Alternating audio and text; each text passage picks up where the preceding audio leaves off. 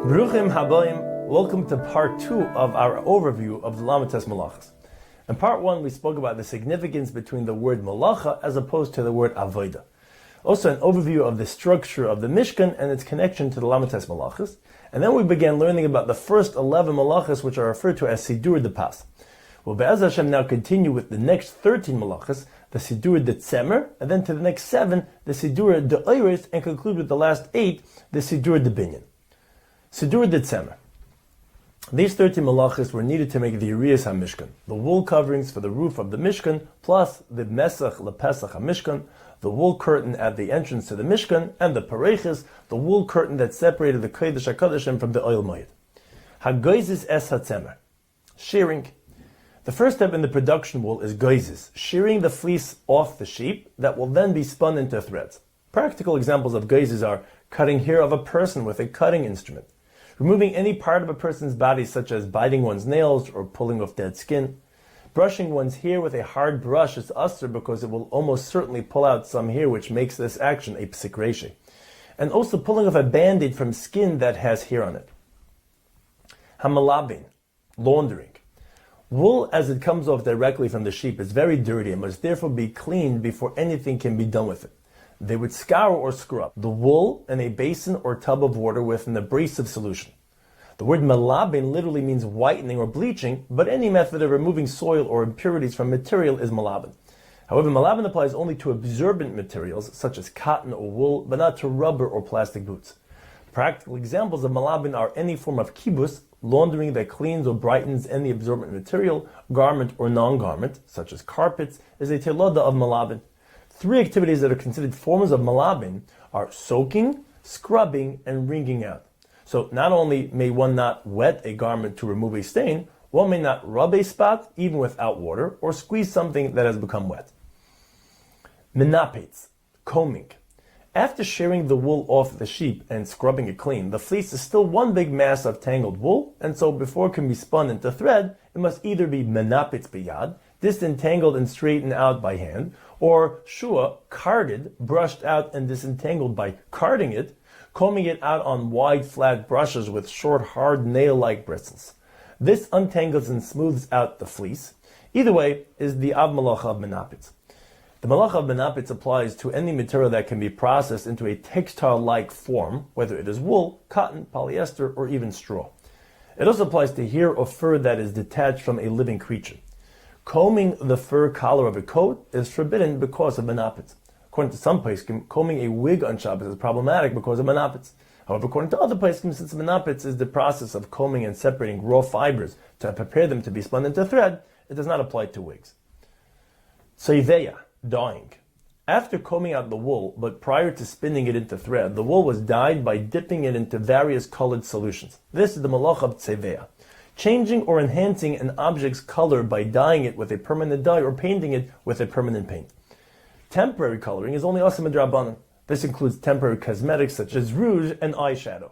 However, longer-lasting cosmetics such as nail polish may be tzeveya midaraisa. Indirect and temporary coloring is mutter, as in photo-gray lenses, eyeglasses that change color in the sunlight, but clear when back indoors. The incidental coloring of food, such as when instant coffee is stirred into a cup of hot water, is permitted on Shabbos under a general rule of ein tziviyah ba'eichon. Dyeing does not apply to food items. However, it is questionable whether this exemption also applies to food coloring for decorative purposes. Taiva, spinning. At this point, we have some nicely combed wool ready to be spun into thread. Spinning entails the twisting of fibers together. This is the malacha of taiva. Taiva can be accomplished manually or with a tool called the spinning wheel, which is comprised of 3 parts. The kush, the spinning wheel which is attached to the pika, a long stick, with a tzinura, a hook on top. The carded fleece, which is now very fluffy and loose, was spun on one end by hand until there was some length of thread.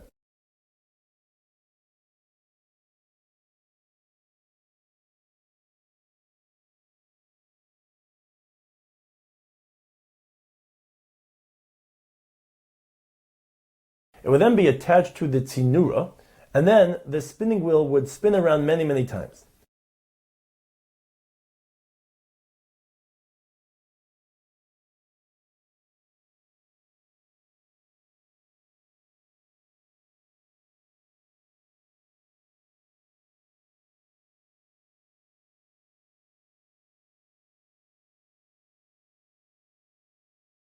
As it spins around, it pulls out more and more of wool from the fleece, all the while turning and twisting it into thread. As it continues to make more thread, the thread is wound around the kush. Some practical examples of this malacha are twisting cotton to make a wick or twisting together tzitzis that has become unraveled. Noise, as in shuat tavi noise, locking the newly spun thread. This is done by taking two threads that have been spun clockwise and spin them together in a counterclockwise motion so that the opposing forces locks them into place so that it will not unravel easily. Now that we have our thread, we're ready to weave the thread into fabric. In order to understand the next four malachas, we need to take a close look at how weaving was done during the times of the Mishkan and Gemara.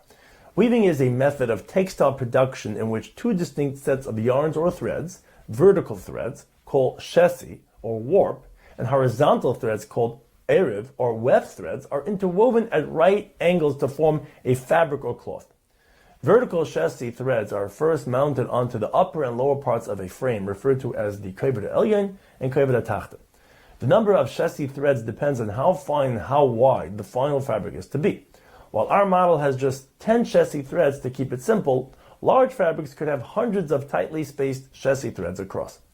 A horizontal erev thread is then passed under and over each shesi thread across the complete width of the frame, first from right to left, and then on the next row back from left to right.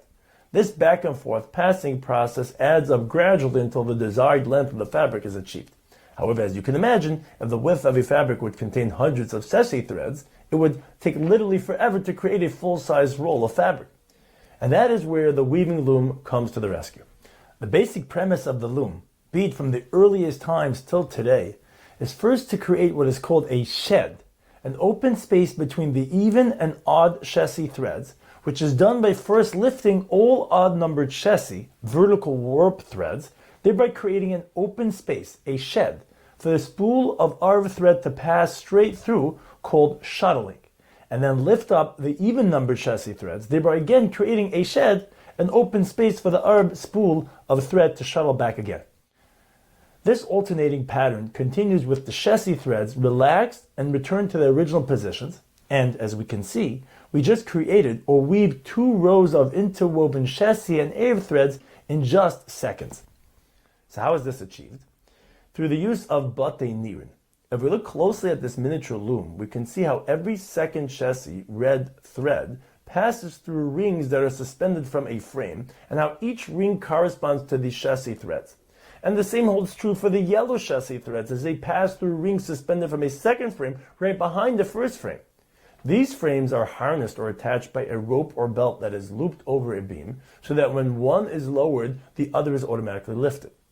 On more advanced looms, this was controlled by foot pedals, through which the operator can control the up and down motion of the batei nirin with his legs, thereby creating a shed between the even and odd threads while passing or shuttling the spool of erev thread back and forth with his hands in a very efficient manner.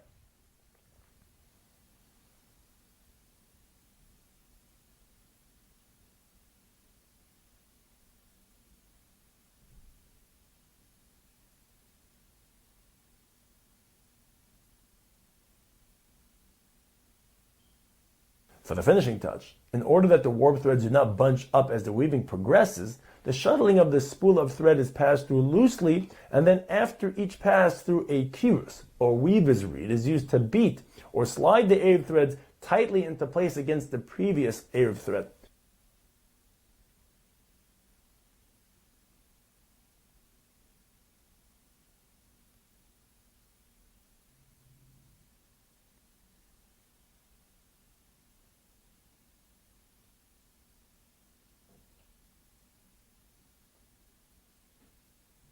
This process is called medactic and is the final step in the weaving process.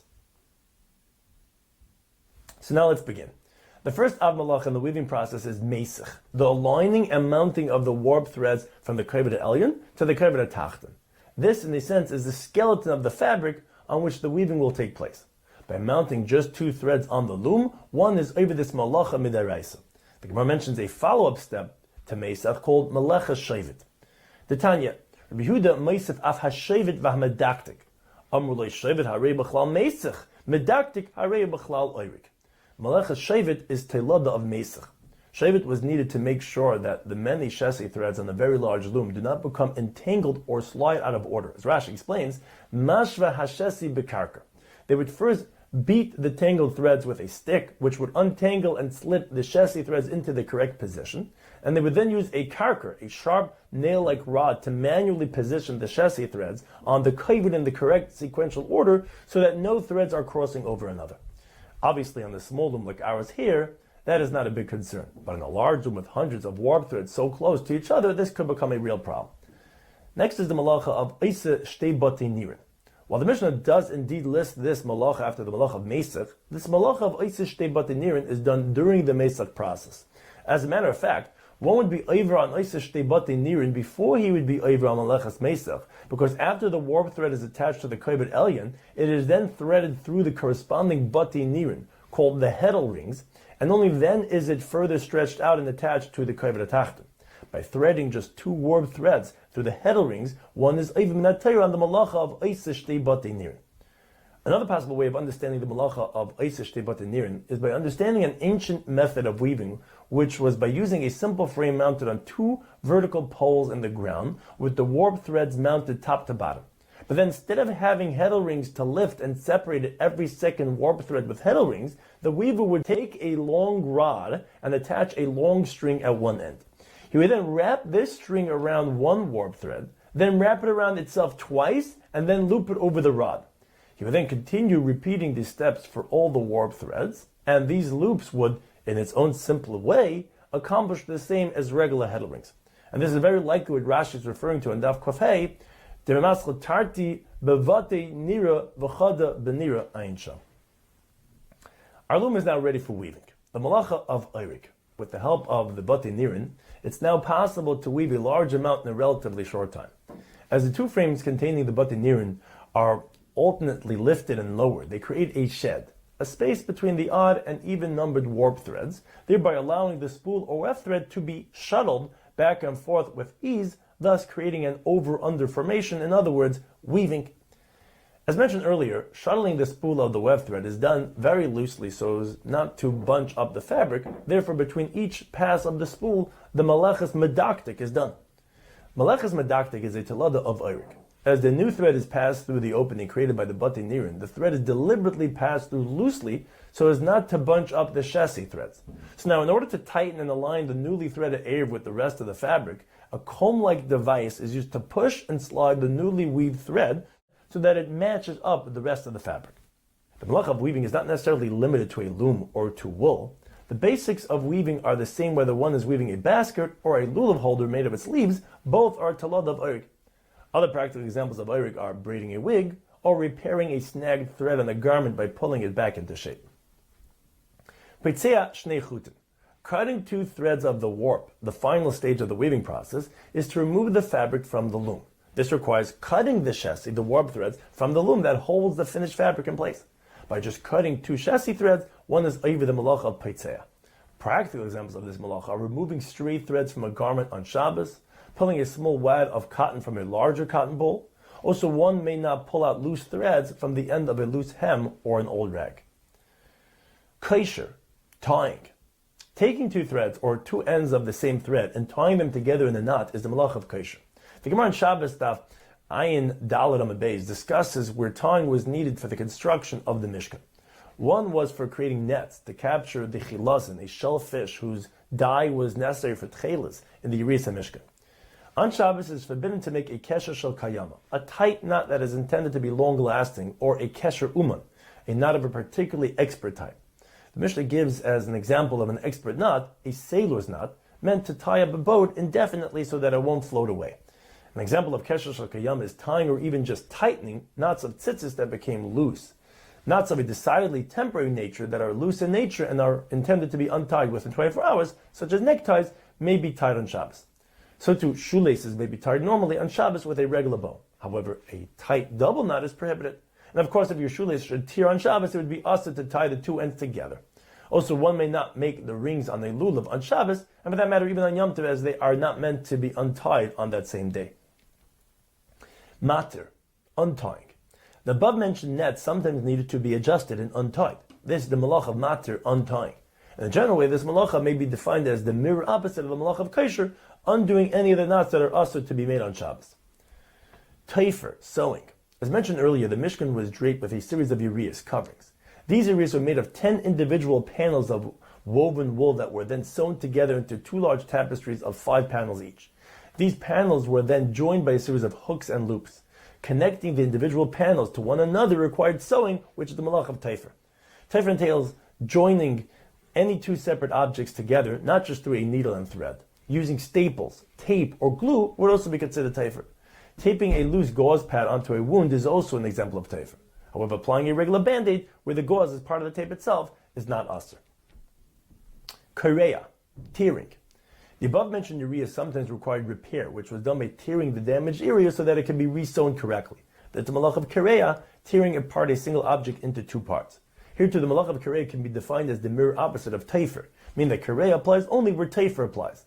It's important to note that just as in the Mishkan, tearing was done for the purpose of repair, lasakin, for constructive purposes, so too only tearing for a constructive purpose is considered Korea min ha-Torah.